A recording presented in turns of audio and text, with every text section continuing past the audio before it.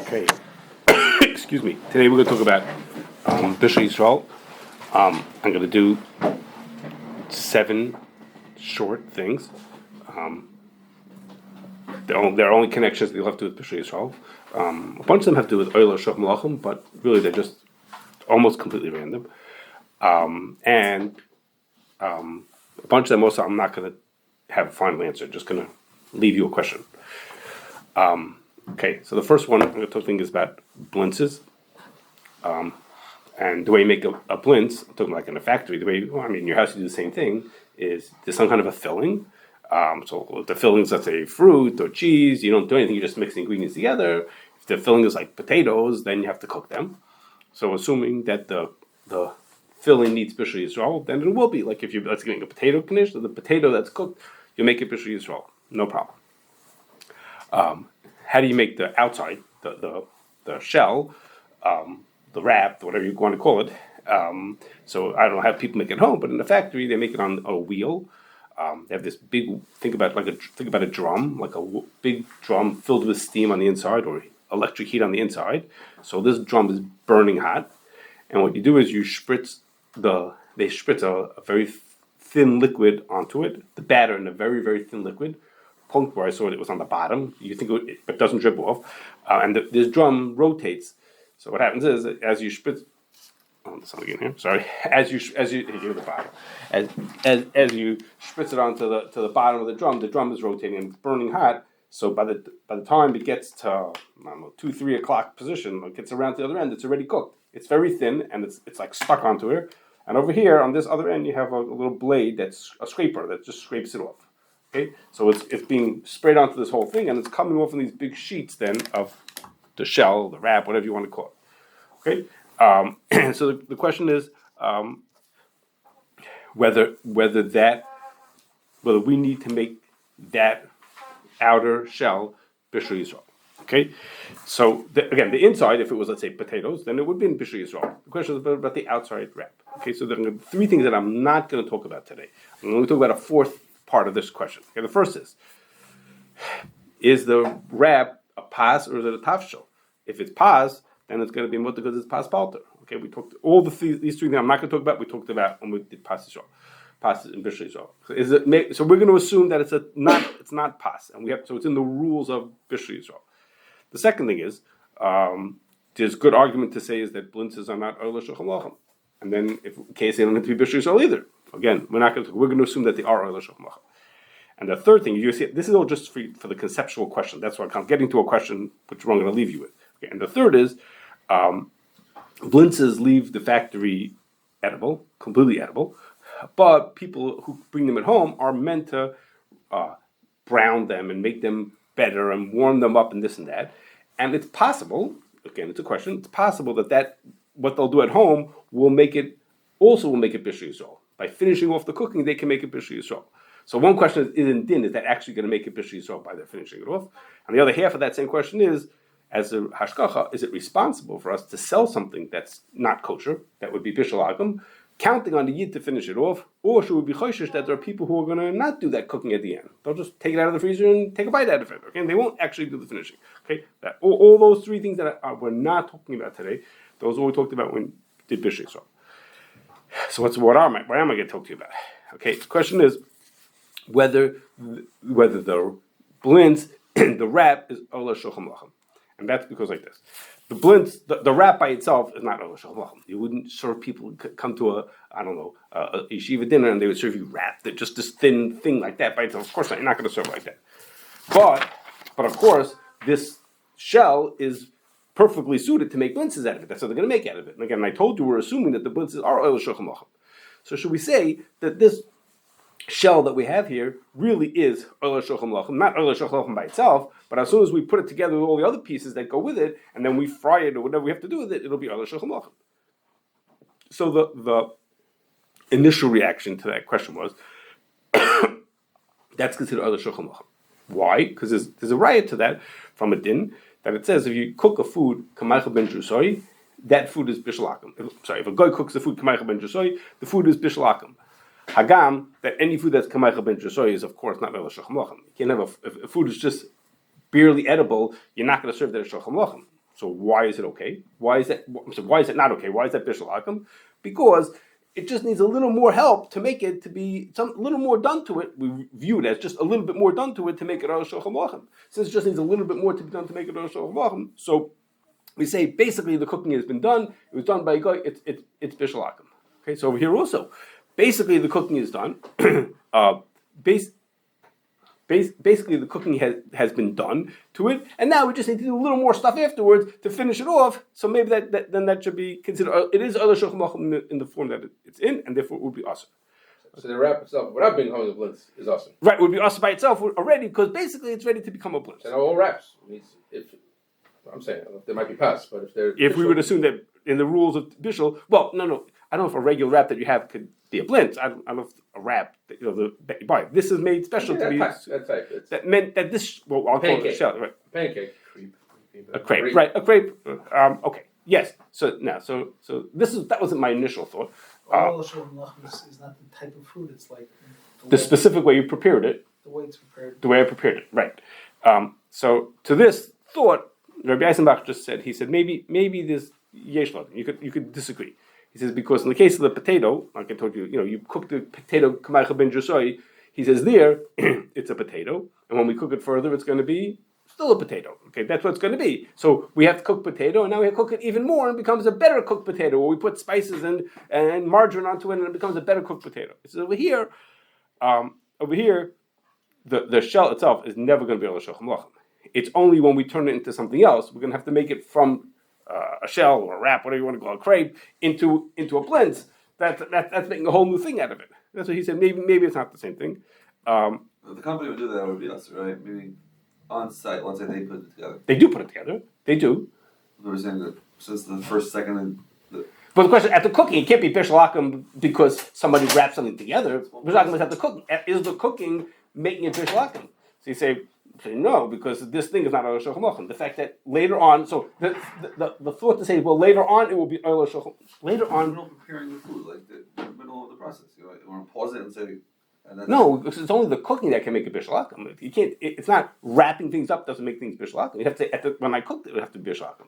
In the factory, is it heated after they wrap the filling inside of it? No. They just wrap it up and stick it in the freezer, or whatever, however they sell. So both elements are made separately, and it's just like a gift wrap. Mm-hmm. Yeah, that's correct. That's correct.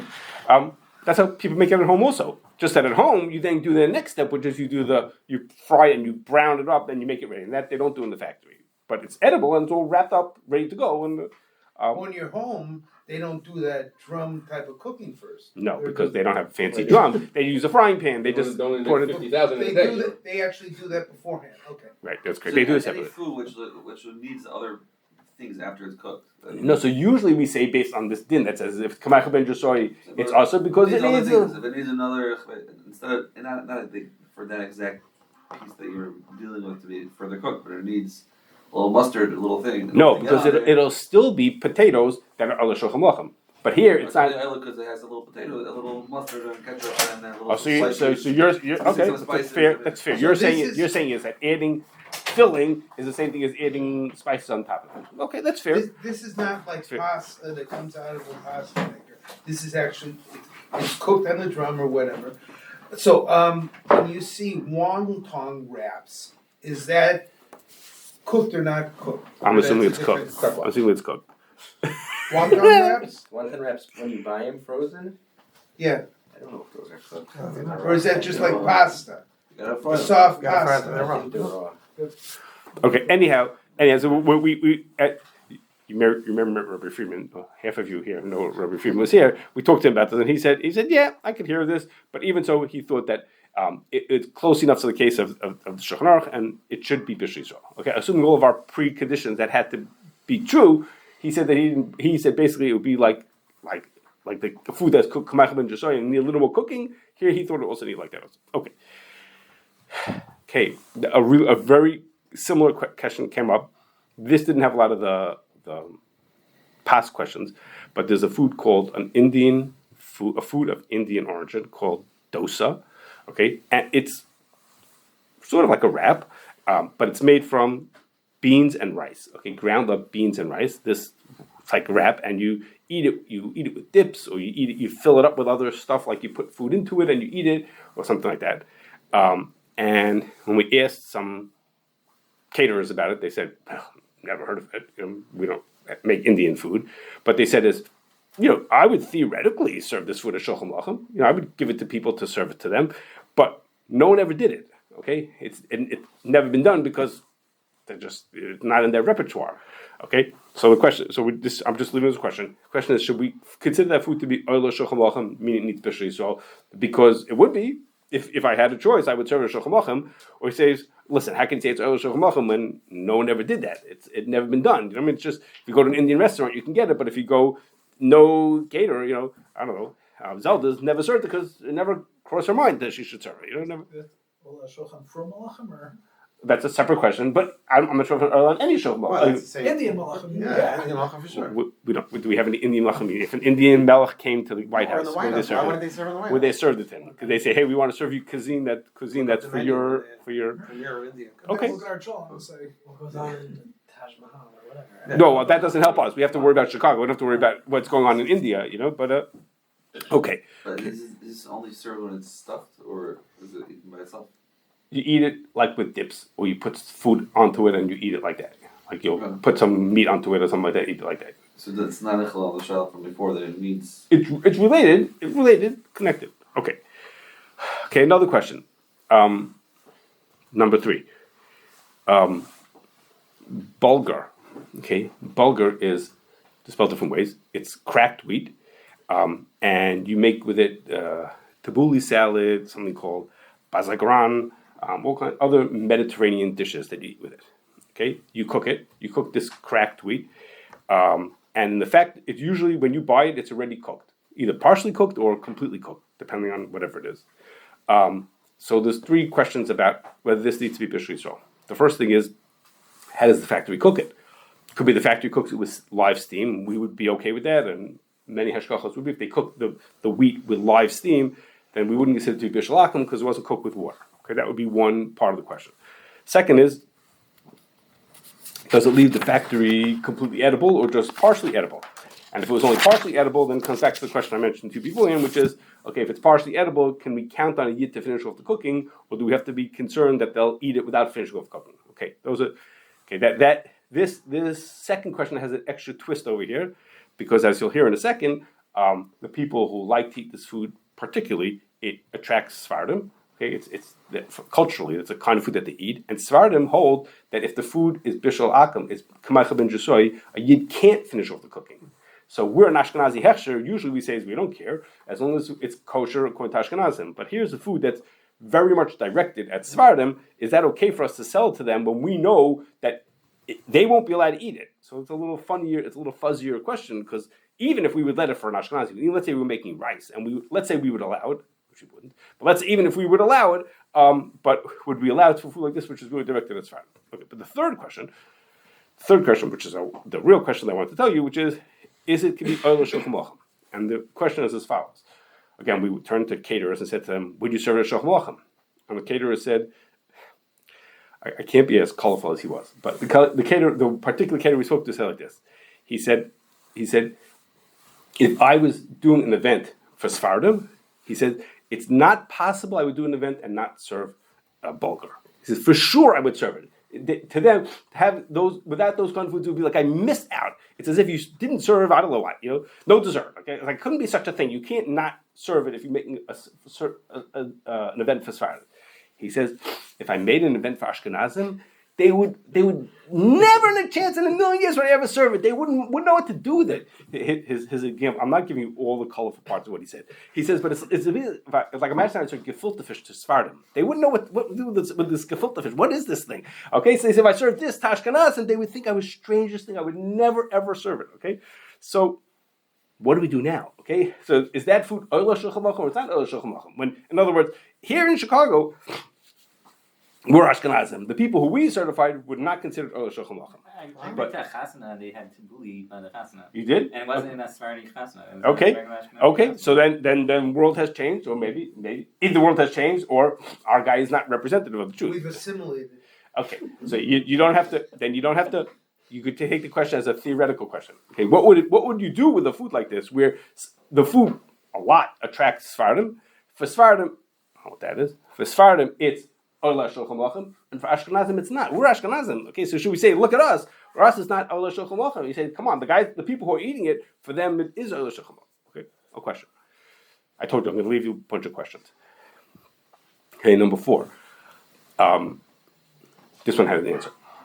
Okay, most hashgachas assume In that. that question, it's not that it's not Oil Shulchan Lachem by Ashkenazim, it's just something you're not familiar with. That makes it not Oil Shulchan Lachem. It's not a shulchan because if you food. it's not a chashuv. It's not. It's just not a familiar food. It's not chashuv. If you looked at, aside from him, but if you looked at, you would say, no, I don't want to eat that. You should at the wedding. You don't appreciate it. You don't appreciate it. It's just not a shulchan lachem. It's not a. It's like saying, well, because you don't appreciate hot dogs, then you wouldn't want a shulchan lachem. You know, it's just the cultural. If you're making a Mediterranean themed, it's really like the dosa. You argue it's like the dosa. It's cultural is exactly what makes the site. It's all shulchan lachem. Are you talking about somewhere else? If it's like a low grade food somewhere else, so then no, different people think different things. It's not a dish that we eat because nobody thinks it's low grade. Are you talking about tabbouleh? You never heard of it. You're saying, but if you you're it's like the dosa, that's really a blank. You talk about tabbouleh, right? Yes. Anybody that spent time in Israel would use tabbouleh, but as like a side dish. Mm-hmm. So I don't know if like a side dish is. So you're Mediterranean, I know, because you live part of the Eretz Yisrael. So you're already into that side of the world. Okay. Let's go on. Okay, most American hashgachas assume that French fries are not Ola Shulchan Lachem, and therefore we would give hashgacha to French fries without being Bishul Yisroel. But what happened was there was a person who was making French fries with our hashgacha, and they bedafka wanted to say that it was Bishul Yisroel. Okay, because they wanted to sell to people who wanted it to be Bishul Yisroel. Okay. Okay, so it wasn't always Bishul Yisrael. They made a special runs that were Bishul Yisrael. Okay, they had their runs that were going to be Bishul Yisrael. So the question was, did we have to kasher the kalim between the regular runs that were not Bishul? They were kosher, they just weren't Bishul Yisrael, and the runs that would be made special for these people that were going to say on it that it was Bishul Yisrael. Now, bear in mind, first of all, that we don't consider it treif. We consider it to be the not Bishul Yisrael to be perfectly kosher also. Also, Bishul Akum is Batal Baroiv.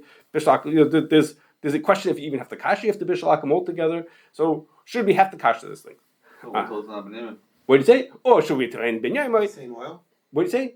No, it would be new oil for these people. But the question is, what about our kalim we have to kasher? So Rabbi Reese thought we should kasher, which we did, that we should kasher.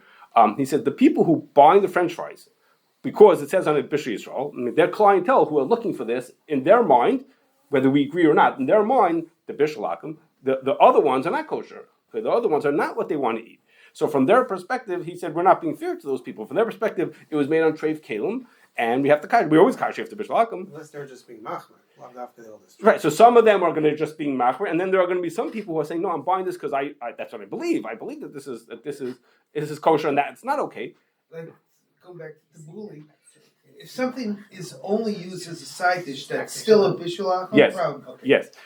So the same thing would be Choleh Yisroel. We do exact same thing. Correct. If we make something as Choleh Yisroel, then we kasher, it had been running Choleh Tam before. And because some of those people who are buying it, we treat it as if we made it on treif kalim, however we kasher, because some of those people buying it consider that to be treif. Well, that's because we know there's a viable opinion like that. Well, why is this person selling French fries that are Bishul? He's writing on it Bishul Yisrael. Does anyone hold this rate? Really? I don't know. People say they serve at weddings. Okay. By the kids. By the kids' table, not by the adults' table. Okay, number 5. Here I thought we were going to finish early today, but we're not. Okay, number 5. Convection ovens. Okay, there's a din like this that says if you light an oven, the yid lights the oven, and then the fire goes out, and then a guy comes and relights the fire. So the din is the food that the cooks later on is still Bishul Yisrael because as long as the oven stayed warm hot from the yid's fire, it's considered Bishul Yisrael. Even though the fire that's there now the yid's fire went out completely, but the oven stayed warm. When the guy relights the fire and now food gets cooked afterwards, that food is Bishul Yisrael. Okay, no problem. So induction would be okay? No, because induction stovetop doesn't get hot at all. Depends. Only if the pan stayed hot, then you'd be okay, or the disc would stay hot. That would be fine with it. Yes, correct. Okay, so this raises it, but if it cools down, if the oven cools down, gets below whatever that cutoff, I'm going to tell you in a second, if it cools down, then it's not Bishul Yisroel. Okay, what's the cutoff? When we say it has to stay hot, what's that cutoff? Okay, so there was a disagreement about that. The Rebelsky said, he said it from Rishon Zalman, that it has to stay high enough to cook, which he said was 176 degrees. Okay, that's not a magical number. It's really just 80 degrees Celsius. Okay, 176 sounds like like very well tested, thousands of years. And it's 80 degrees Celsius. What? What's 80 Celsius? That was a temperature that he thought was able to cook at. Was able to cook meat. Able to cook. We'll talk about that at a different time. I'll talk to you It's like separately. 120 degrees. 120 degrees Fahrenheit. No, Usually more time. No, so he's like 138 or whatever. Okay. Okay. Let's put that on the side. Just put it on the side for now. It's a fair question, but put it on the side. But the CRC and a lot of other hashgachas take the position that no, as long as it stays basically above room temperature, we see like 100, 110 degrees. As long as it's like that, that's considered. As long as it's warmth, there's something left over there. So I don't know if the word hot is right, hot or warm, whatever you want to call it. That's good. Is that like Shabbos, like soup? Yes, same as Shabbos. Yes, correct. As long as loin is down in the garment. Yes, correct. Is it Choleh and glow bars? If you're making on glow bars, then obviously you hold a lower amount of heat. A little bit different. It's not connected. Here, it's question is there's no thing here. It's an empty. Okay, so now this is relevant. It's a big thing that vadim and people giving hashgacha on food service take care of. Has to do with convection ovens. Okay, what's a convection oven? Convection oven, you've all seen it. You go into a shul kitchen or a yeshiva kitchen. It's these ovens that open up with the doors that open up sideways. I don't know how you call it. You open like they pull open two doors like this. French doors. I'm sorry. Okay, French doors. They open like that. And what's unusual about convection, the word convection has to do with, is that there's a fan inside the oven. Okay, and by the hot air gets circulated within the oven, and it cooks more evenly and more quickly, whatever all kinds of miles that it has. Okay, relevant to us is that when you open the door, if there's a fan in the back that's blowing hot air, what's going to happen is it's going to blow right in your face. Okay, the guy who comes to take the food out of the oven is going to blow right in his face. So not only is it's uncomfortable for that person who the air is blowing in his face, but also it's going to blow all the hot air out of the oven. Okay, as opposed in your home oven, when you open the door, just some of it leaks out. But here it's blowing the hot air out of the oven. So all convection ovens are made with a safety feature that when you open the door, the fan goes off, and usually the fire goes off on that side. Do modern ovens? We once had an oven with a convection feature, and I think our newer oven doesn't have that. And I think maybe it's built into the whole oven. There's some kind of circulation. I have no idea. I don't know what's in your head. Okay, so the question is like this. So all hashgachas amakbid that they say is that they do one of two things. They have a problem because when they're concerned that if you open the doors and everything goes off, then the oven's going to cool down. If the oven cools down and then they close it up again, then the food that's cooking there is not going to be Bishul Yisroel. I mean, in the morning, let me back up. Say, in the morning, the mashgiach walks into the kitchen. He turns on the fire and he heats up the oven. But now, if they open up the doors and the oven cools down, now what's going to happen is not going to. Eventually, then the guy will close the door. Okay, sorry, and the guy will close the door. Then it won't be Bishul Yisroel anymore. So they say either one of two things: either the mashgiach's got to keep his eyes on that door. He's always watching the door to make sure it doesn't stay open for very long. Okay, he's always watching that door. Or they have guys who walk by and always open and close the door. Every time they pass by, they open it and they close it again to make it as if they started the fire up again. Or the other choice is they override that control. They override the safety feature, and they make it that even when you open the door, it stays on anyhow. Okay. Why can't you just let the fan turn off for the fire? And let the fire. So sometimes you could do that. They'll do one without the other. Excuse me. Okay. So the question was whether this is really necessary. Okay.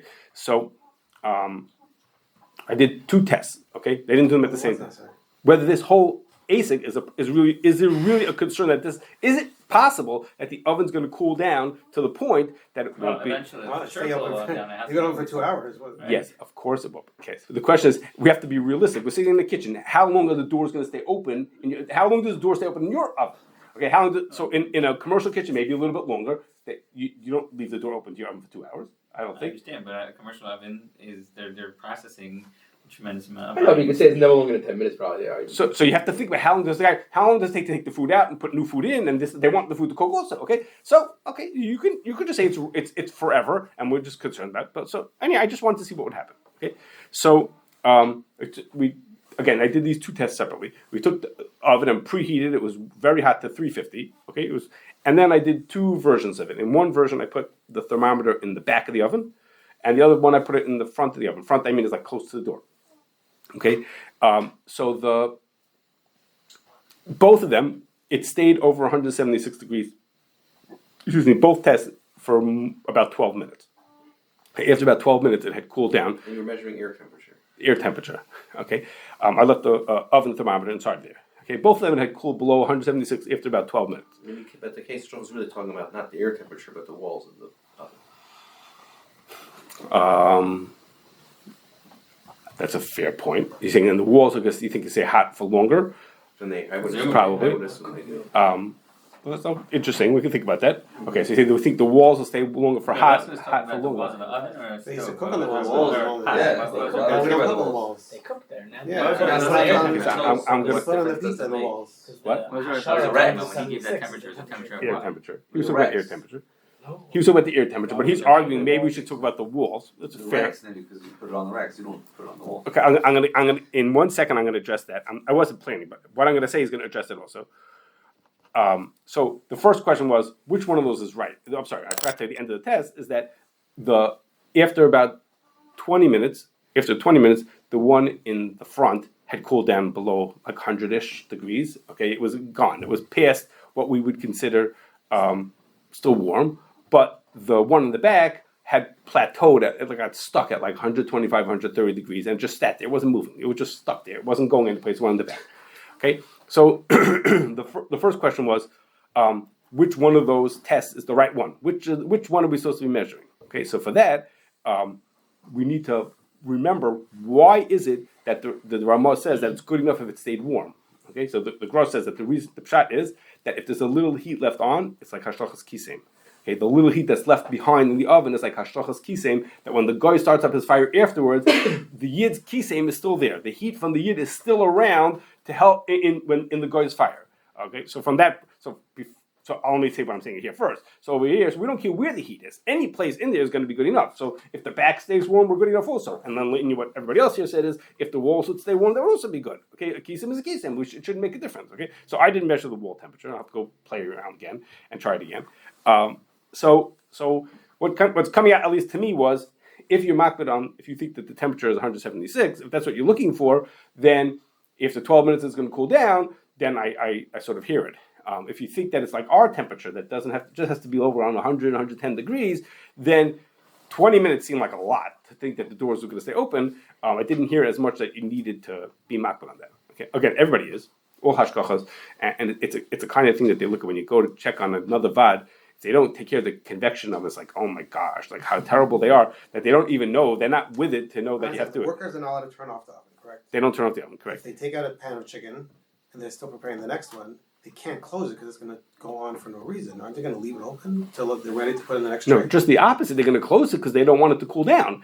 It's an oven. It's for cooking for. Wasting- Or the food is correct, and you say Well, the workers will leave it open all the time. Really? for an hour. It just sits for half an It heats hour. up very quickly. Sure. These Why? ovens. Why? They heat very quickly, so Yeah, there's no yeah, reason and not a to. waste to If get it's a warm. hot kitchen and they don't want to deal with the heat, they'll leave it open. Doors are closed. intentionally Doors are so closed. they don't It's get on, it's on. Close the doors. They close the doors. It's not going to make the kitchen hotter. It's course not. not. No. If you close the doors, then it Goes does on. make Then the fire goes in because it gets back to 350. The oven's Yeah. hot, it heats up the kitchen. Some of these kitchens are very hot. So you're saying, and you think they're going to leave it on for 20 minutes? Definitely leave the doors wide open. For As long as they can. they'll leave it on a whole day. Okay. Okay. I think they definitely. Okay. So that'll explain. Okay. Fine. Okay. Number 6. I thought we were going to finish And earlier. first of all, the workers in these places have really weird habits. One guy worked he left the sink running the entire day. The sink was just running. No idea why. Never got Well, an he's not answer. paying the water bill. That's for sure. It was well water, so it wasn't really costing too much, but it was like bizarre. Okay. 2 more things. We assume that baked broiled fish is oil shach malachim and needs to be Bishul Yisroel. Okay. So what happens if you made breaded fish and you cooked it, the yid cooked it and it was Bishul Yisroel, no problem. But the breading, the crumbs, were made from bread that was not pas Yisroel. Okay, so if you have a person who only eats pas Yisroel, could they eat that fish? Okay, again, the actual fish, they took their fish, they rolled it in the breadcrumbs, and they cooked it, and they did the cooking. Okay, so could they eat that fish? If I only eat pas Yisrael, can I eat that fish? Or I say no, because the breadcrumbs are not pas Yisrael. Same shell schnitzel, and why focusing on fish? Oh, you could say with schnitzel. So, that's where the question happened, was with bread and fish. So that's where the shaila happened. But yes, same thing with schnitzel, no different. Okay, so there's a lot of people know there's Juven Avkas Rochel from Beis Yosef who says that we have food that was bishalakim and it was completely cooked and it was bishalakim, and then it got dried in a way that made you undid the cooking, and now the food is like back to being raw again. Okay, so it was cooked. And then you did whatever, I don't know what you did, but you did something you dried out to the point that it's as if it's raw again. Then the din is, he says, if a yid cooks it now, recooks it, that's considered Bishul Yisroel. Okay? Even though it was Bishul Akum, the guy cooked it the first time, but then we undid that, literally we went backwards. Even though the Beis Yosef holds you can't take something that's usher and make it mutter, right? That he doesn't hold like the Rama holds. You can't do that. But here, that you undid the cooking completely. Like instant soups, like noodles in there. No. You undid the They're not cooking, raw. you made it inedible. You undid the cooking. Yeah. That's on sound. Yeah. Okay, so How do you undo the cooking? the Beis Yosef said they dried it out in a way that made it undone. I'm not explaining the mitzvah. Isn't it? It's inedible. Yeah, it's not edible. It's like eating raw potato. You can't eat a raw potato. What I'm saying is, it's not that you undid the cooking. You just made it. It's not an edible form.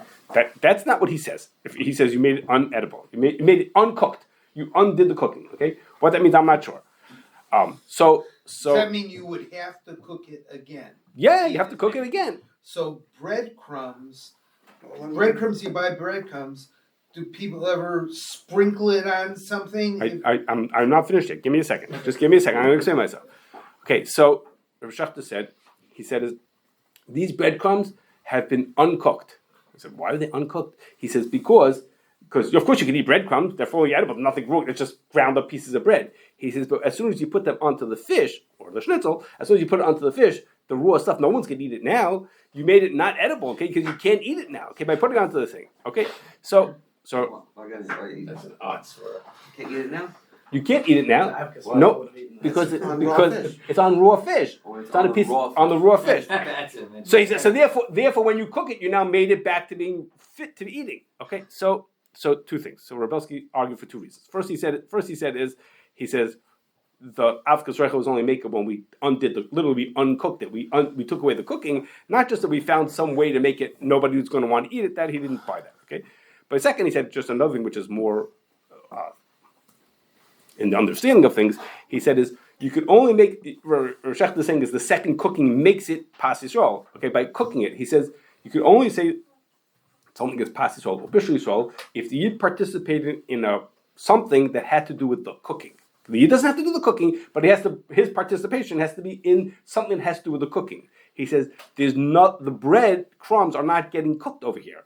The fish is getting cooked, but the Yid is not participating in anything that has to do with the cooking of that bread. He's participating in getting rid of the raw fish that's nearby that made it not want to eat it. But I didn't do anything that had to do with the breadcrumbs definitely change their texture when you fry them and cook them or whatever. You think they get better? Much better. So they get crunchy. Okay, so that is true. Then that's a different shiloh. Would that be enough to make a pas Yisrael? It's like making toast. Right, that's its own shiloh. Whether that would be good enough. Okay. Okay. Last but not least. Rabbi Shafter was understanding that the svara is just that make a cooking past the Michael Mandrusoi that the Machaber Aser doesn't have chashivas. But if no one would eat it without it for whatever reason, then that's chashiv enough to be called Bishul Yisroel. Okay, maybe something like that. He was saying just a practical thing. Something like that. Okay. Even though it's not. Last, I'm over time. Let me just do last one, number 7. Okay. The Shulchan Aruch says in Hilchos Shabbos, if you have a Choleh on Shabbos and he needs cooked food, so a Yid can't cook for him. But a guy could cook for him under the right conditions. If he's the right kind of Choleh, a guy could cook for him. And the food is going to be Bishul Akum because the guy's cooking for him. He said, that's okay. The Choleh could eat Bishul Akum. Okay. Now, this place can talk about whether can people eat that food after Shabbos, and place can talk about whether that food needs to be the kelim need to be kasher.